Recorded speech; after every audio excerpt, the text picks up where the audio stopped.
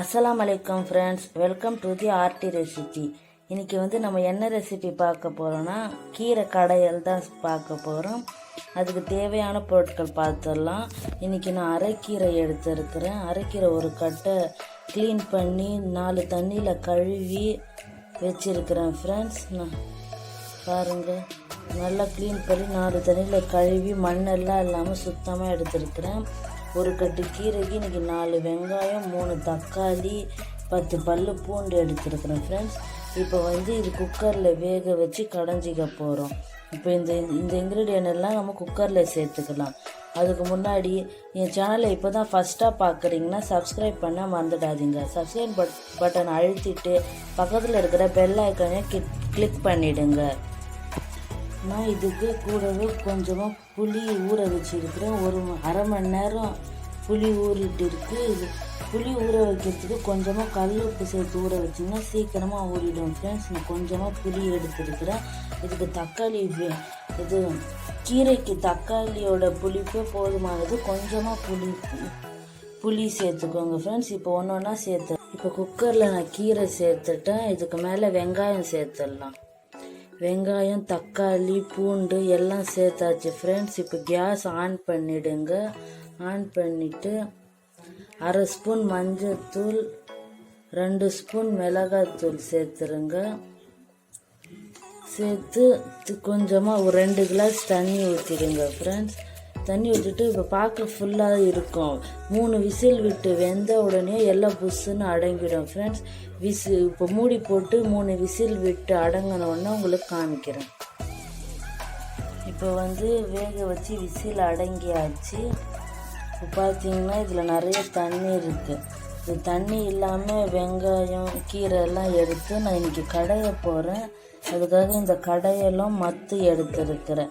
இதில் சேர்த்து நல்லா கடைஞ்சிக்க போகிறேன். இதில் தண்ணி இல்லாமல் எடுத்து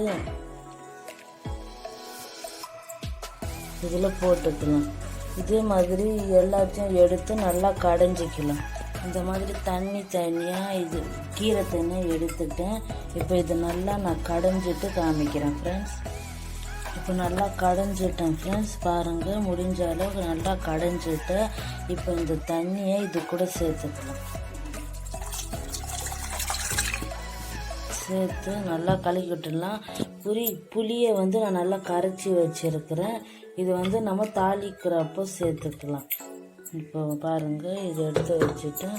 இப்போ இது சின்னதாக தாளிச்சிடலாம். தாளித்து சாப்பிட்டா ரொம்ப டேஸ்ட்டாக இருக்கும் ஃப்ரெண்ட்ஸ். தாளிக்கும் போது உப்பு காரம்லாம் பார்த்து நம்ம சேர்த்துக்கலாம். பாருங்கள் ஃப்ரெண்ட்ஸ், பேன் காஞ்சிடுச்சு. இப்போ நம்ம 2 ஸ்பூன் எண்ணெய் ஊற்றிக்கலாம். 2 ஸ்பூன் போதும் ஃப்ரெண்ட்ஸ், அதிகமாக வேணாம். கீரைக்கெல்லாம் எண்ணெய் கம்மியாக தான் போடணும். புளியும் கம்மியாக போட்டுக்கோங்க. எண்ணெய் காஞ்சோடனே நம்ம 1/2 ஸ்பூன் கடுகு, 1/2 ஸ்பூன் சீரகம் போட்டோம்னா இது நல்லா பொரியட்டும். நல்லா பொரிஞ்சோடனே மிளகா வத்தல், நான் வரமிளகா துண்டு துண்டாக கட் பண்ணி 3 துண்டு போட்டுருக்குறேன். இப்போ நம்ம கடைஞ்சி வச்ச கீரை ஊற்றி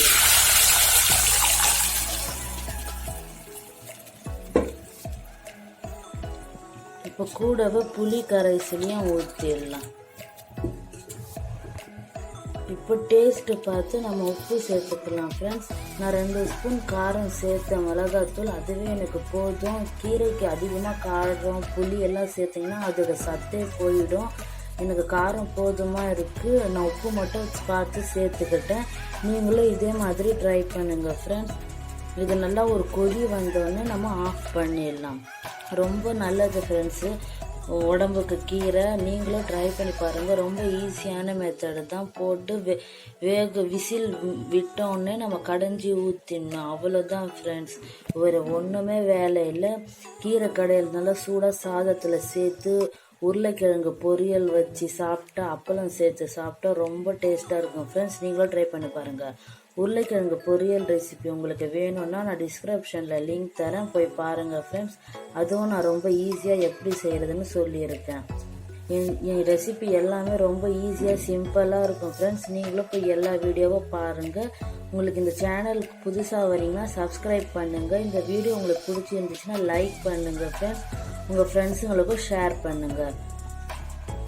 அவ்வளோதான் ஃப்ரெண்ட்ஸ், நல்லா ஒரு கொதி நல்லா வந்த உடனே அப்படியே விட்டுறாதீங்க, கொஞ்சமாக கலக்கி விடுங்க, இல்லைன்னா கீழே போய் கீரை தங்கிடும்.